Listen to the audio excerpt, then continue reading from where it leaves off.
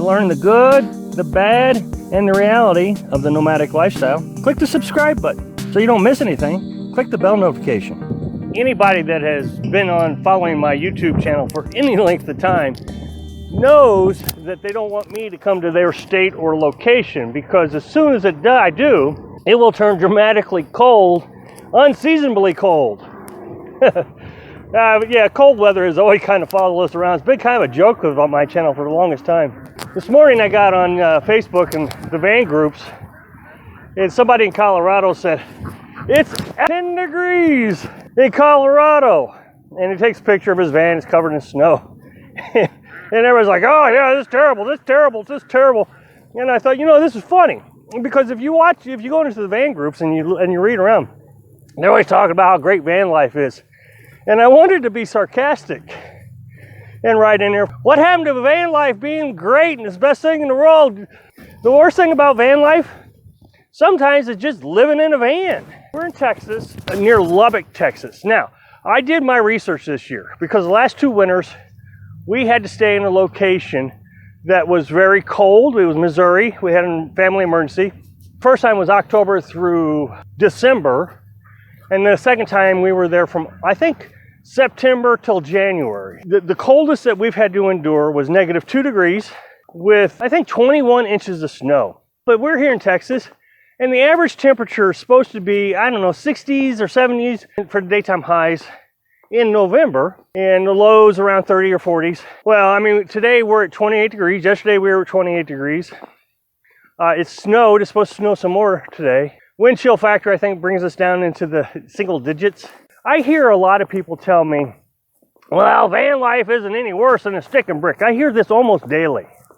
When I talk about some of the challenges of van life, nah, it's not that bad. What could possibly be worse than living in a stick and brick? You have challenges in a stick and brick too.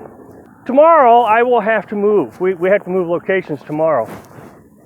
If I'd had to leave today, we'd have been leaving in the snow and the ice, but it's going to be 18 degrees in the morning with a wind chill factor, I would imagine, in the negatives, and I'm going to have to break down the truck. Everything you do with water in the cold just, absolutely chills you to the bone. Doing dishes, because you got to do these things outside. Just yesterday, I had to set up the shower. And the shower, the shower is such a challenge. Mentally, physically, when it's cold. So I set up the shower, and you got to hook it up to the water spigot. If you're at one of these free campsites that's got free water, well, just getting over the mental hurdle. Carolyn wakes up and I say, okay, you still want to get a shower today? Yeah, I gotta get a shower today. Oh, man. And, when you're in a stick and brick, you go to the shower, you get in the shower, turn the water on, and there you go. But it's a 45-minute process just to set it up. And then one person has to sit outside or inside the truck while the other one takes a shower, because there's just not enough room for 2 people in the shower. Trying to heat the camper is a big deal. There's a lot of people in the van groups that won't even heat their camper. They just stay cold. Well, I just can't do that. I got to have heat. The most logical way to heat a camper when you don't have electric is with propane. The most common method is the Mr. Heatable Portable Buddy. Recognize, though, that you just increased your safety risk tenfold. First you got the fire hazard. You're in such a small location with a hot flame. Like, portable electric heaters, they're dangerous. They can catch on fire because everything's just right around it. Whereas in a house, you can put it out in the middle of the floor and it's got a lot of space if you were to use a portable heater. And then you got the dangers of carbon monoxide poisoning. Last year we used our propane stove, cracked the window, the whole thing, and most of the winter it worked just fine. But it's when it doesn't work is when things go bad. The window closed on us and the carbon monoxide detector went off. My entire life living in a stick and brick, never once did I ever have a carbon monoxide detector go off. And the house I owned had an electric furnace, so I didn't even have to worry about carbon monoxide. We had no gas producing items. So there's a huge advantage, to be honest, to being out here in these city parks, provide free electric or free water. Now the disadvantage, and I'm not complaining, I'm just saying there's a disadvantage, is you got to move so much. But here you get that free electric. Oh man, that makes all the difference in the world. I am telling you, this has been a huge benefit in the wintertime. Now, another thing you got to recognize is for the last week, it has been cloudy.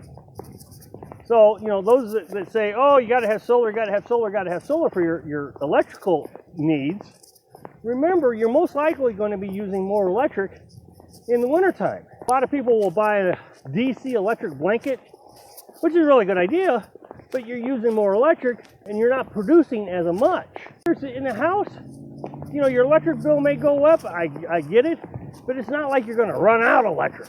You know, if you want to plug in a heater, you plug in a heater. The best way to resolve this problem, and I know there's so many people who just cannot stand the idea of this, get yourself a quiet generator. You know, we have the Champion 2000 watt inverter generator. It's really quiet, does a really good job. But then again, if you're camping in Walmart parking lots, you're not supposed to be running generators. So, I mean, you're just always struggling, trying to find the next resource. Another downside to using propane heat that I forgot to mention a few minutes ago is it does have moisture in it. It produces about a gallon of water for every pound of propane that you burn. So it's not a lot, but it does put water in the atmosphere, which compounded by the fact that most people won't run their propane heaters in their van at nighttime. And that's very smart because carbon monoxide. So they shut it off, and then in the morning they turn their heater on, and so you have all this condensation dripping like a rainforest. Well, the problem with that is it will cause mold, black mold. And black mold is very dangerous. It's a huge problem in the wintertime for most RVs. I actually know of a van lifer who quit van life because the van got mold. Oh, van life's no harder than living in a stick and brick. The biggest problem about living in a van is constantly having to move. If we would have to have moved today, the ice and the snow that we had this morning, it would have been very dangerous. Now, I know a lot of people are going to say, well, you got to go to work in the snow.